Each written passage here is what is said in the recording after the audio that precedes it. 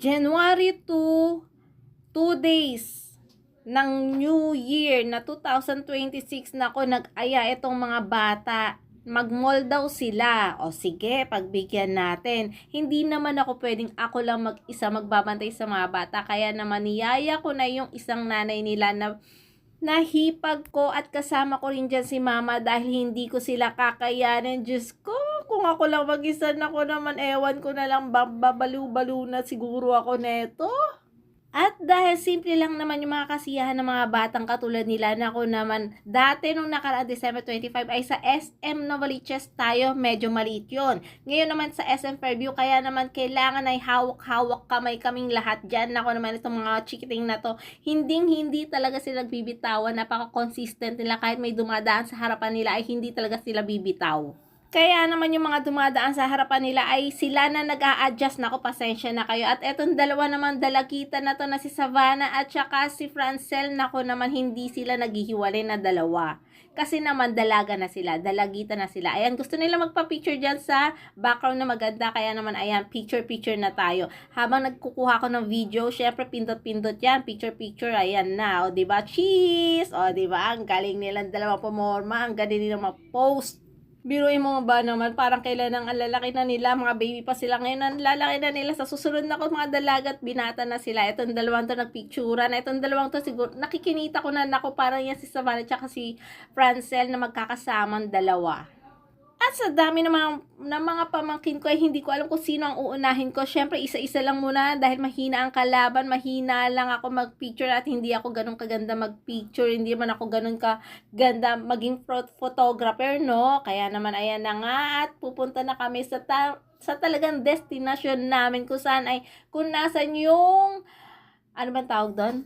Yung inuhulog na mga coins na ganyan, ganon. Yung nilaro namin sa may SM Nova, yon naisip ko na quantum nga.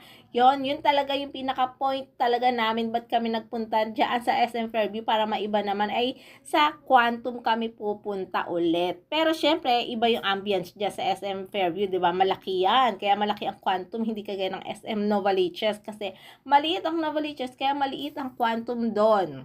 At hindi ko rin naman inaasahan second day ng New Year ay hindi ko inaasahan na ganito pala karami. Hindi kagaya nung nasa Nova, SM Nova, maliit siya, marami siya, oo. Pero ngayon, ako, kailangan talaga lahat sila i-monitor mo. Kasi, naku, once na mawala yan, ang laki kayo ng SM Fairview, no? Saan ko sila hanapin dyan pag nawala sila, diba? Naku, nagot ako sa mga nanay neto. Kapag nawala sila, nako, hindi ko sila kayang palitan. Ako naman, hindi na gumagana yung matres ko. Kaya naman, ayan na nga, todo talaga akong bantay sa mga chikiting na yan. Lalo na yan si Tim, lalo na yan si Jaisel. Si Sensen, nandun yung nanay niya, nakafocus sa kanya. Kaya naman itong dalawang to ang talagang binabantayan ko. Si Savannah at saka si Francel ay hindi ko nabantayan. At saka si Franz, kasi medyo malalaki na sila at alam na nila yung tama at mali, okay? Pero, syempre, time to time, ay chinecheck ko pa rin sila kung nasan sila. Mamaya kung saan-saan na sila nagsisipunta at maligaw sila, di ba? Pero, sinabi ko sa kanila na pag naligaw sila, ay pwede silang pagtanong sa mga guard or pag hindi nila kami nakita, ay pwede nila kami i-page. Huwag naman sana mangyari yung ganun kasi nakakahiya, di ba? Syempre, i-page nila kami. Nasaan na po si Mami? Yung ganito, ganyan. Nako, nakakahiya. Narinig sa buong SM Fairview, no? Tapos, sasabihin pa nila ang pangalan ko. Ay, nakakahiya kaya yung ganon. As sa bawat nila, tig 100 na token sila. 100 pesos hindi 100 pieces. Naku, hindi naman ako ganun kayaman, di ba? Kung yun na nga, yan na nga, ang dami nilang nilalaro, di ba? Yan, may mga bola-bola dyan. Dyan sila talaga nag-enjoy. Oo, promise. Nako, hindi lang sila ha, marami pa. Tingnan mo, mamaya dyan sisingit yan si Franz, sisingit yan si Sensen. Tingnan nyo, nako, mag-e-enjoy silang apat yan. Hindi ko nga alam bakit sila nagkasya silang apat yan, lalo na si Franz. Nako, ang laki na ni Franz sa 12, 11 years old. Hindi ko alam kung 11 or 12, pero ang laki niya na, pero nagkasya silang apat yan. Tingnan nyo mamaya, nako, tuwan-tuwa sila niyan. At sa sobrang enjoy nila yan, hindi ko alam, dalawa or tatlong round yata sila. Nako, hindi ko alam kung alam nila yung pinaglalaro nila. Sabi ko sa kanila, i-shoot nila yung bola doon sa may bilog. Tapos, syempre, aakyat yung bola sa taas at uhulog ulit. Kaya lang hindi ko alam kung anong mga pinaggagawa nila. Ito naman si Jaisel, nako, gusto niya yung ipit niya kasi hindi ko niya alam kung saan niya ilalagay. Ayan, oh. Ang cute niya kasi tingnan, kaya yung binibidyohan ko. Ayan, hindi niya na kayang ikabit, kaya sa akin nagpatulong. O, di ba? Ang bongga. At isa rin itong train. Yan, train yan eh. Parang bus. Yan. Bus yung isa sa mga nag-enjoy din sila dyan. Yan. Yung parang, para lang silang dinuduyan. Ayan, ganyan. Tapos parang nagda-drive sila. Yan, isa rin yan sa mga nag-enjoy sila. Nako, ilang hulog din ako ng coins dyan, no? Para ilang round din yan, no? Kasi nag-enjoy talaga sila dyan. Tapos habang busy sila dyan, ako hindi ko na na-videohan kasi may isang batang pumasok dyan. Ako, galit na galit si Jaisel. Ayaw ni Jaisel na may ibang batang pumapasok dyan sa kung saan sila naglalaro. Kaya ang ginagawa niya, parang gusto niya paalisin yung bata. Pero syempre, ako na nagpaalis. Sabi ko, baby, wag muna dyan. Sila muna ha. O syempre, mamaya kasi biglang umiyak yung bata. No ba? Tapos magsumbong sa nanay. Tapos ako sisisihin. So yun, pinaliwanag ko rin naman ng very very light na talagang very very comfort talaga ang paano magpaliwanag sa bata. Pero yun na nga, naintindihan naman ng bata. Sa tingin ko naman ay hindi naman sumama ang loob niya nung umalis siya. Kasi syempre iiyak yung mga pamangkin ko kung may ibang bata sa loob. So yun na nga. Tapos niyan, ako, nag-enjoy talaga sila. Nakailang round ako, di ba? Ang tagal ng video na yan.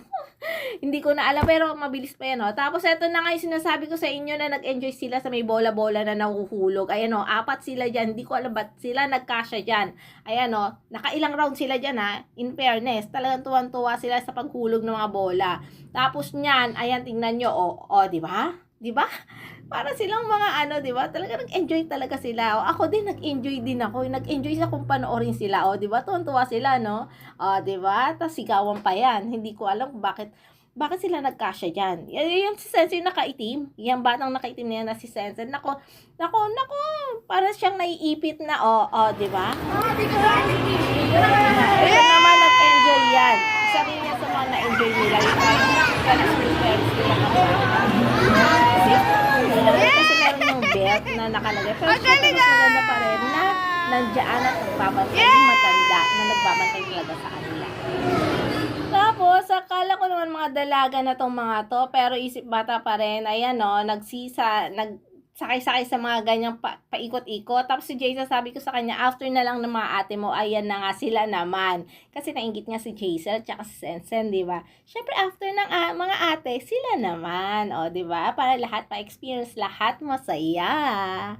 Si Tim, hindi ko na pinalaro dyan dahil pinalaro ko sa ibang sakayan. Gusto niya maglaro dyan. Ayan, oh. Di ba nakita nyo? Naglaro na si Tim. Naglaro na rin yan, mga. Ayan na nga, naglaro na sila. Nag-ano na sila. Parang nag-akyatan na. O, dahil sa ang dami nilang nilaro, ayan, nagutom yung mga lola nyo. Naku naman, gutom na gutom sila dyan, ha. Mabuti na lang, sabi ko kay mama, magbaon ng kanin, ng ekstrang kanin. Dahil alam ko naman gutom sila, eh. Pag naglaro sila, alam kong gutom sila. Kaya naman ko ako sa inyo, nako, thank you sa panonood sa aking vlog. See you soon!